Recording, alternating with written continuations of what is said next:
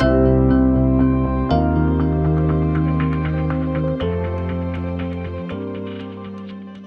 right, welcome to Culture Couch Live. G'day Woz, g'day Carly, g'day Murph. How are you? Hi guys. Hello Paul, hello Warren, hi Carly. Hello Jared. Now, guys, this week's a little bit different. We've been having a 20-minute conversation, so we just decided to press record. All right, are you ready? Are you ready to go, Murph? I'm ready, mate. I'm as ready as I've ever been, to be frank. One of the things that sort of keeps coming up for us is not only in work, but in life, is this notion of purpose. And it's funny, isn't it? I think some people understand it. We've been doing a fair bit of work, Carly, on it recently with some companies. But Murph, I think you mentioned the other day you were listening to a podcast around it. So maybe you want to pick it up and then we can have a bit of a discussion around what actually is a purpose, whether it's an individual purpose, a collective purpose. So maybe just fill the listeners in, Murph, on the podcast. Yeah, I think we would always talk about purpose and values and their link. So the purpose will guide you around why you exist, or why the meeting exists, or why the organisation exists. And so therefore having a really clear purpose drives your intent and drives why you do what you do. And then linking that to your personal or organisational values. I think organisations and individuals either have values and don't refer to them and how they link to their purpose, or they are aware of them and don't really use them, or haven't spent the time to create them. So when we're working with individuals around personal values, people say, yeah, I've got values. It's about family.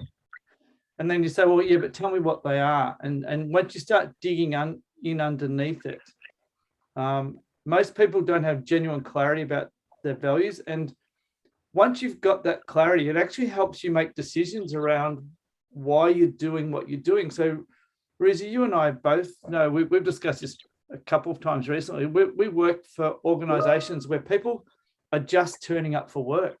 Yeah. And they're not happy. Like we can see it. They are not happy. They're not being listened to. They don't have a voice. They're being treated in a way which actually breaches their personal values. But because their personal values aren't clear, then they don't really know what to do with it. And therefore it stops them being the person that they know they want to be, but haven't really worked through how am I going to be that. So purpose, values, and then linking that to behaviours, as we're always talking about behaviours, but it does provide a guide or a signpost. Sorry, that was a bit. That was great, because let's go to the values for a minute, because it's a great point that people can work for a company that have completely different values to them, and they just keep putting up with it. But I reckon, Murph, what you touched on, and maybe go to you, is why do people have a lack of clarity around how to develop their own personal values? Because you're right, it's sort of, is it the environment that I'm in? Is it me that I can do it myself? To me, I think that's the problem, isn't it? Like, there's no personal responsibility that I can shape who I am, and these are my values. Yeah, I mean, it comes back to a lot of people don't actually spend time on themselves in general, right? Like, you don't spend time meditating. You might get that exercise in this week. You might slip a few days on your diet. So you just consistently go through life, fundamentally, internally, if something's right or wrong, you may feel good or bad about something based on, your feelings towards the scenario, which probably defines what your values are, but no one spends time thinking about it. And then if you haven't spent time thinking about it and haven't been guided to, you're then influenced quite heavily by the scenarios that you are involved in. And that's also fundamentally, I think, why you end up with good and bad leaders, is you haven't defined at an early age what you stand for and what you will and will not accept. And then you just take on what the next thing is that's been bestowed for you. And I think that, I'd say for me, I went through years and years of not knowing what it is. And fundamentally, I know I'm very passionate about things. I care about delivering on my word and all that type of stuff. But until I reflected and on actually putting them down on paper and reflecting in scenarios where I did or did not act against my personal values. I didn't have the ability to actually be good or bad in scenarios that I was involved in. I think it's an important factor of actually, first off, knowing what your own are, sticking to them where you can, not to say they won't change, because things will change over time based on things that you learn, but sticking to them and actually then using those as your decision-making tools as you go forward. But we don't focus on it. Question without notice was, sorry to do this to you, but did you find once you wrote them down that your behavior had actually been breaching the sorts of things that you wanted to stand for? And did it help you?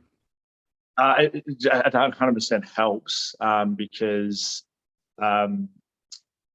while being passionate, for example, and delivering on my word are things that possibly, I don't know, like I'm pretty driven about doing those.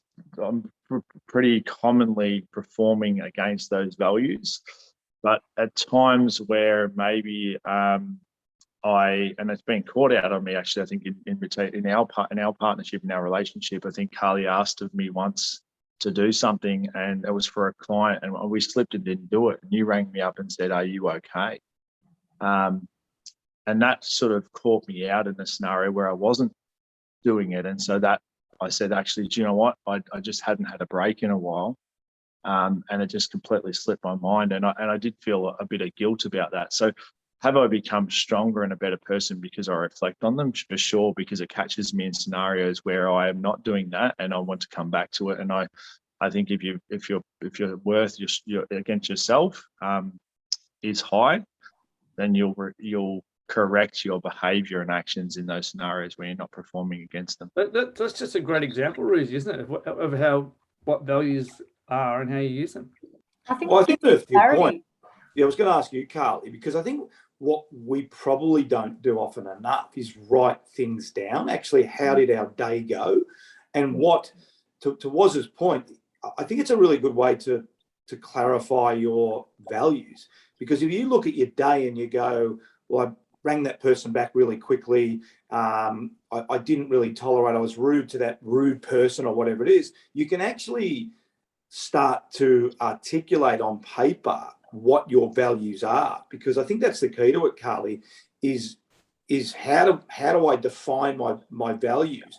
I think you've got to start reviewing your day, reviewing your week, and then that'll drive you to what you naturally do. And then you can reflect on it. Do I like what I see? I think it is a learned process over time. You know, when you come out of uni and you first start, you don't really know where you're at, or you know, your values are probably more based around your family values and what you've been taught growing up. And then you start to develop them throughout your career and over time.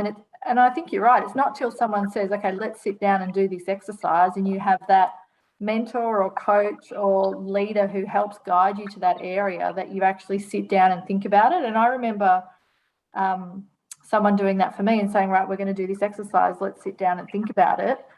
And I knew all of subconsciously what I wanted, what I stood for and what my values were. But until I wrote them down, and then afterwards I had that real get it, clarity around this is why I exist, and this is what is important to me. But it wasn't till later on that I kind of understood that. So I do think it's a bit of a journey for a lot of people, and they need someone to bounce off, like you say, so that they can really get that clarity for what they're trying to do.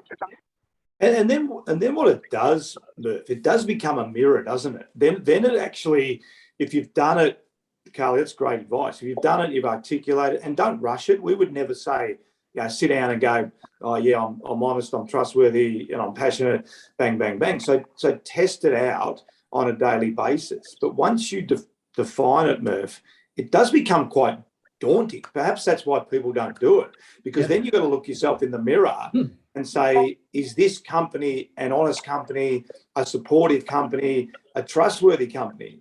Oh, I don't think they are. No. So then you're faced with a pretty big decision, aren't you?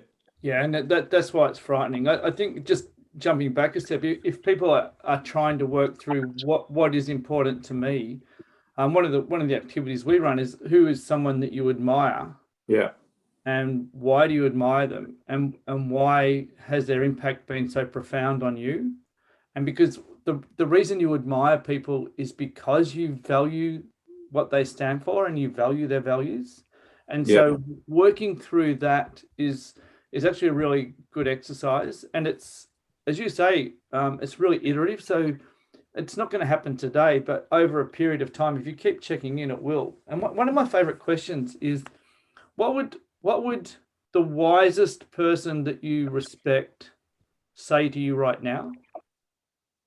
And if you stop and think about what that person would advise you to do, and then how it relates to who you are and what you stand for, your values and your purpose, it can have quite a daunting impact. Like, there's nothing worse than knowing you've done the wrong thing and then sitting back and reflecting and going, oh no, I have to go and resolve that. I have to go and apologize to Woz for overreacting. I have to apologize to Carly for not getting that done, because the truth is it has gone against everything that I think I stand for. So, well, what about, it's a good point, It's a good point, Murph, isn't it? What about Carly, people that are perhaps listening and have said, I'm really clear on my purpose, I'm really clear on my values, and I'm at the wrong company. What's your advice to them? Because you've sort of got to put a roof over your head or whatever. What would you say to them? Well, and we have talked about this before, and I know, Murph and Rizzy, you were in a session last week and someone said, what if you don't respect the people you work with? What if you don't believe in the plan? What if you just know you're not in the right place? And Murph's advice was, get a new job, because whilst that's, quite blunt, it's the truth, right? If you're not happy in life, you spend 8 hours a day with these people, and you need to... Or much more, Carly. In that, a lot of people are spending 14 hours. Well, and that's true. You need to be happy with what you're doing, but I think that also comes back to purpose, because, for me, I want to be doing good work, and I want to be working with people who want to do good work. So, if you're in the situation where that's not the case, then you know that you need to move on. But it is scary, and it does take discipline to actually sit down and say, right, I know that I'm in this situation, what am I going to do about it? And not all people are always strong enough at the time to be able to make those decisions depending on their circumstances. I mean, the good thing, though, was it gives you a roadmap, doesn't it? I mean, we talk a lot about self-awareness. So at least you're aware and you're not going through it blindly. So when Murph makes that comment, I'm sure that, I was there. I mean, that person wasn't shocked, really. Yeah, but I think that's at least part of doing the exercise. You're actually really aware that I'm in a situation that doesn't suit me.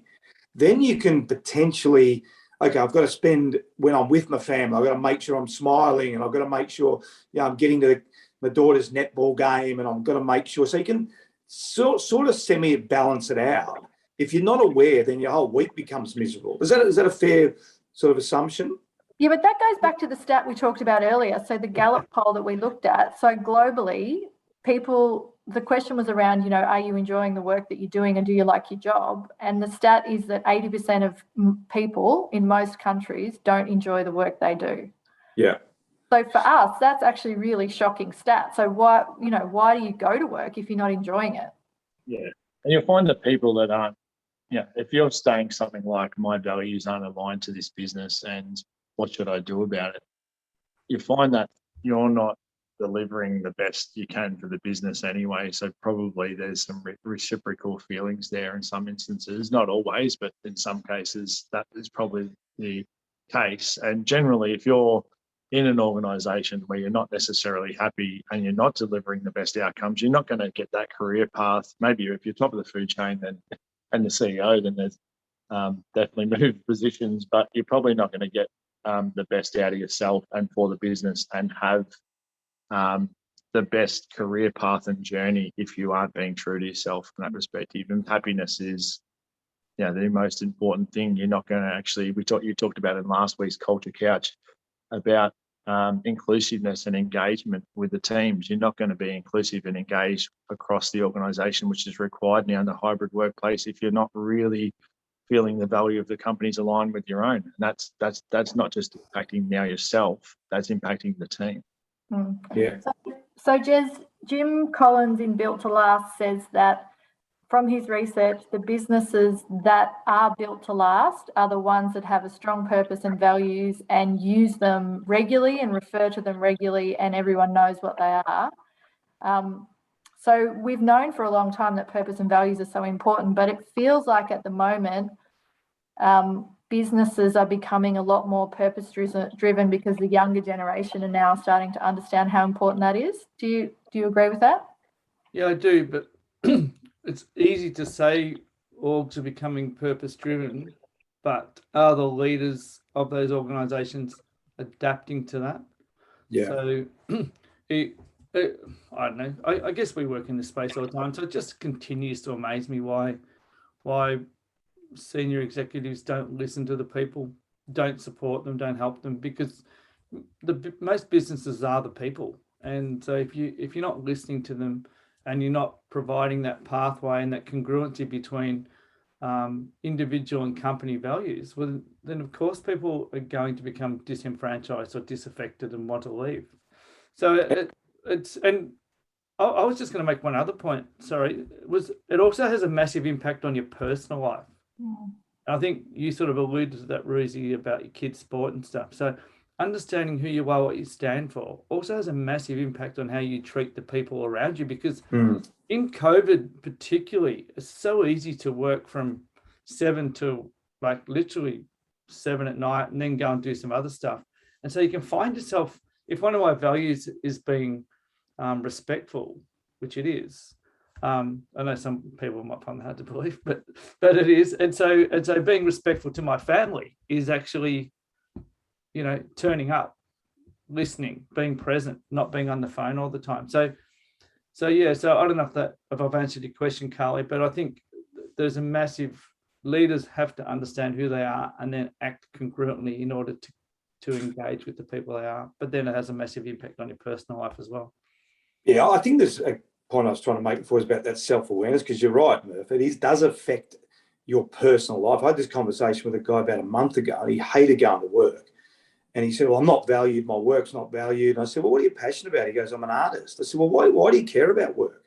He said, well, I need the money. I said, well, okay, well, just go to work to take the money and put all your energy and time into your art. And he rang me a week later and he said, mate, that's just changed my life. He said, I'm still working, but I have no energy towards my work. And the purpose of him going to work was basically to pick up a check. Yep. His purpose in life was actually to do his art. So he was no longer worried about work when he was doing his art. So I think that's probably an example I was trying to touch on before, Murph. But if you're not really clear on it and you don't have a self-awareness, they will flow over, won't they? Because you're so angry at work and then you're so angry at home, and why I'm angry at work and why I'm angry at home. So, but guys, look, we thought we'd turn the camera on. I don't know how we went. Hopefully we'll get some feedback around that and people will like that. So we're a little bit aimless today, guys. So everyone listening, but we thought let's just have a conversation. Let's try and help as many people as we can in a pretty tough time. So hopefully you all enjoyed it. Well done, Carly. Ruzi, did this podcast live up to your purpose and values? Yeah, it did, because it did, because I mean, one of my values is being supportive. And I think trying to be supportive of people at the moment is really, really important. So yes, good question, Murph. And it did, absolutely. So well done. Thanks, guys. Have a great week on Culture Couch Live. We'll see you next week and have a great weekend. Go Kangaroos. Ciao.